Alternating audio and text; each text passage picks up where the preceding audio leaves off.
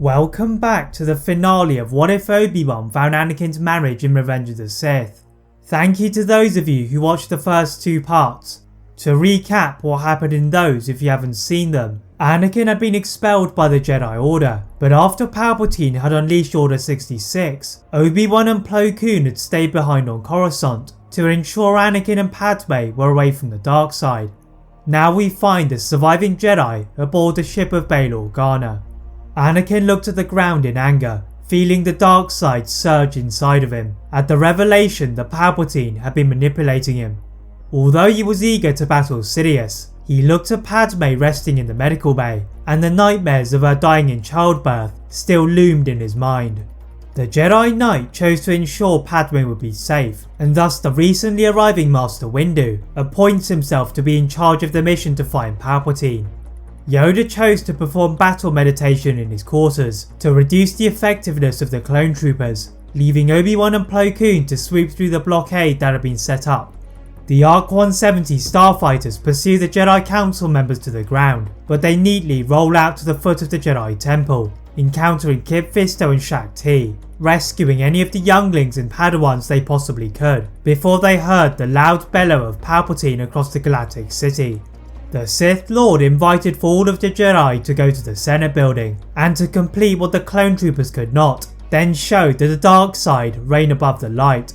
The Jedi are determined to stop the rise of the Galactic Empire, and they all take speeders to the Senate building, pursued by the clone troopers arriving from the other worlds. Waiting for the Jedi are an entire legion of droids, all still active and relentless, but Master Windu began to demonstrate his powers in the Force by pushing them out of the way in waves and breaking them apart with his hands.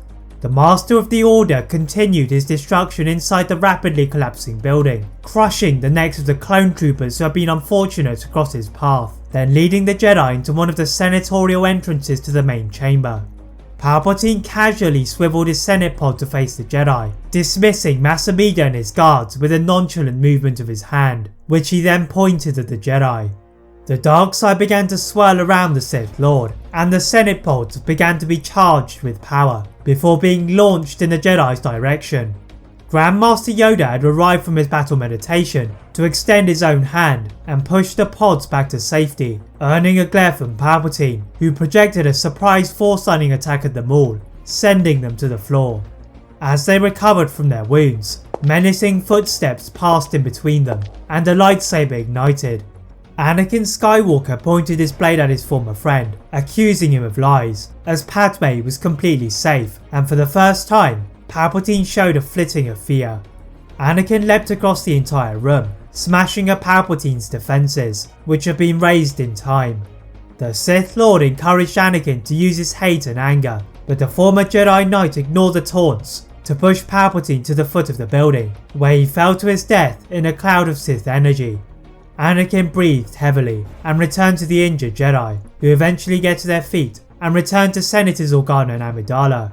Together, they managed to discover the location of the Separatist Alliance and quickly deal with the threat on Mustafar by bringing him to justice on Coruscant. The death of Palpatine also ensured that the clone troopers were no longer under Order 66, and they were reunited with their old generals, then used to dispel any pockets of droids left in the galaxy. The Senate building is rebuilt from his attacks, and the senators return to vote for a new Supreme Chancellor, eventually electing Bail Organa, as Padme sought to balance her political role with her new parental duties. Anakin is reinstated in the Jedi Order and made a Master, much to the annoyance of Master Windu, as Yoda decided that they needed a change in the Jedi Code to prevent the Sith from rising again. In their first council meeting since the defeat of Palpatine, Anakin took a seat in the Jedi Council, cradling Luke and Leia, as Obi-Wan began to speak of the position of Mandalore and how Maul was once again on the loose after Order 66. The Jedi Master turned to his occupied Padawan, asking for his view on how they should draw out the Zabrak into the open, but the Jedi was distracted before he designed a typically ambitious plan in the newly constructed holotable. Obi-Wan shook his head as Anakin had gotten away with his misdemeanors once again, and he would have to be dealing with 3 Skywalkers very soon. That is it for What If Obi-Wan Found Anakin's Marriage in Revenge of the Sith.